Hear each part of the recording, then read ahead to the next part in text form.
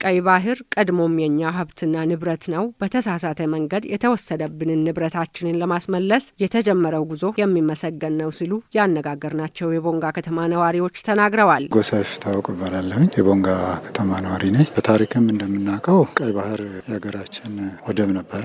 ያው በተሳሳተ መንገድ ቀይ ባህርን አሳልፎ ሰጥቷል። ያም በወቅቱ የነበሩ ሰዎች ተጽዕኖ ስለነበረ ብዙዎች ብዙም እንትን አልሰጡትም ነበረ። አሁን ግን መንግስት ከፍተኛ ትኩረት ሰጥቶ እየተንቀሳቀሰ ያለበት ወቅት ነው። እኔ ጌታቸው ኃይሌ እባላለሁ። ስለ ቀይ ባህር በአጠቃላይ ከነበረን ከእድሜያችንም ጀምሮ እስከዛሬ ባለ ህይወት እኔ ሳውቀው ቀይ ባህር የኢትዮጵያ ንብረት እንደሆነ የኢትዮጵያ ሀብት እንደሆነ ነው የምናውቀው። ስሜ ፊሊጶስ ያዕቆብ እባላለሁ።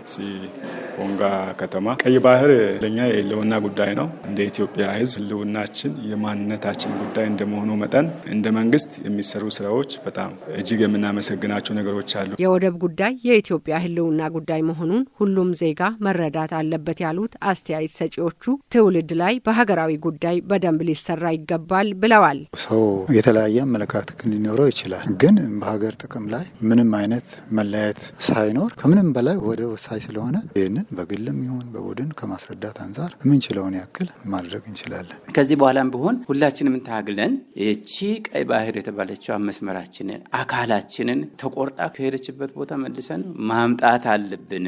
ነገር ግን ሰላማዊ በሆነ ሁኔታ መንግስትም እየተከተለ ያለ ፖሊሲ እኛም እየገባን ያለበት ሁኔታ አለና እኛም ይገባናል። በተለይ አዲሱ ትውልድ ይህን ጉዳይ በብዙ የተገነዘበ አይመስለኝም። አካላችን ተቆርጦ ከወጣ በኋላ የመጣው ወጣቱ ትውልድ ይህንን ጉዳይ በይፋ አቆም፣ ይህንን ግን ለጄኔሬሽን ማስገንዘብ መቻል አለብን። ይሄ ቀይ ባህር ጉዳይ እኛንም በጣም የሚሰማን ነገር እና ያው የሆነ ነገር ያጣነው ነገር የጎደለው ነገር የምናጣው ነገር ባህርን ብናገኝ ብዙ ኤክስፖርት እና ኢምፖርት ነው መንገድ ላይ የተቸገረን ያለ ነው። ለውድነትም ከምን ጋር ይሄንን እድል ብናገኝ ምክንያቱም የምንልካቸውም ኤክስፖርት በራሳችን ምንም አይነት ወጪ ሳይኖር የምናስገባቸው ምንም ወጪ ሳይኖር በትሪሊየን ነው መንግስት አሁን ወጪ የሚያወጣው እዛ ላይ ያን እድል ባለማግኘታችን ማለት ነው። ስለዚህ ያለኛ በመለስ ሁሉ ነገር በነፃ ነው የሚሆነው። ለሚመጣውም ትውልድ ይሄንን የህልውና ጉዳይ ስለሆነ ይሄንን ልናስረዳ ይገባል። ሁሉም ዜጋ ሊገባው ይገባል። ሌላኛው አስተያየት ሰጪ አቶ አየለ ወልደ ገብርኤል የባህር በር በራሱ የሀገሪቱ መውጫና መግቢያ በመሆኑ መንግስት ጉዳዩን በሰላማዊ መንገድ ለመፍታት እያደረገ ያለውን ጥረት ይቀጥል ብለዋል። በር ለምን ይጠቅማል ከመለው ብንነሳ